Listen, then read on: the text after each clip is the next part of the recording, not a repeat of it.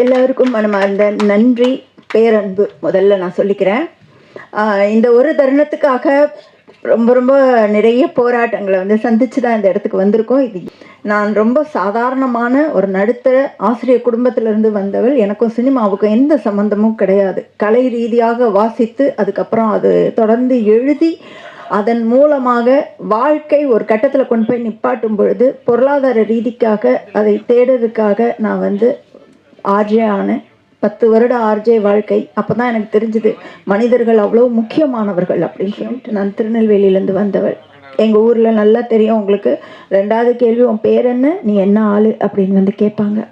இந்த சாதி நெருக்கடிகளுக்குள்ளே நான் வளர்ந்துருக்கேன். நீங்கள் பெரும்பாலான தமிழ் சினிமாக்களில் ஆண்கள் மீசையெல்லாம் முறுக்கிட்டு வெட்டருவா எடுத்துகிட்டு நான் போட்டு தள்ளிடுவேன் அப்படின்னு சொல்லி பார்த்துருக்கீங்க. உண்மை அது அல்ல. இன்னைக்கு கவினா இருக்கட்டும், இன்னைக்கு தொடர்ந்து ரித்தன்யாக்கள் எல்லோரும் மரணிப்பதற்கு பின்னால் ஒரு சின்ன சமூக சூழ்ச்சி இருக்கு. அது ரொம்ப அமைதியாக இருக்குது. நீங்கள் எந்த பெண்ணையும் எப்போதுமே சாதி அடையாளத்தோட பார்க்கவே மாட்டீங்க. ஆனால் பெண்கள் ஒரு குடும்ப அமைப்பில் நிறைய சாதி அதிகாரத்தை கையில் உள்ளவங்களாக தான் இருக்காங்க. அவங்க படித்தவங்களாக இருக்கலாம். நீங்கள் பார்த்தீங்கன்னா கல்வி எங்கள் ஊரை மீட்டெடுத்துரும் அப்படின்னு நினச்சோம். ஆனால் கல்வி மீட்டெடுக்கலை. நல்லா சம்பாதிக்கிற கவின் வெட்டப்பட்டான். இதுதான் எங்கள் ஊருடைய நிலைமை அப்படி தான் இருக்குது. ஏன்னா இது என் வாழ்க்கை சார்ந்த கதை. இதில் போலித்தனம் இல்லை. இதில் உண்மையை தவிர வேறு எதுவுமே இல்லை. இதில் ஆண்கள் ஒருத்தர் நேசிப்பாங்க.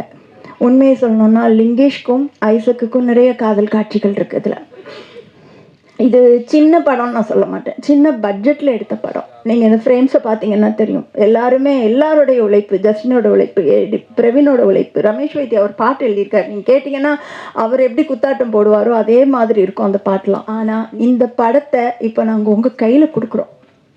நீங்கள் என்னை உங்களில் ஒருத்தியாக நினச்சி இந்த படத்தை எடுத்துட்டு பலமாக போகக்கூடிய சக்தி உங்களுக்கு இருக்குது. நான் நம்புகிறேன்.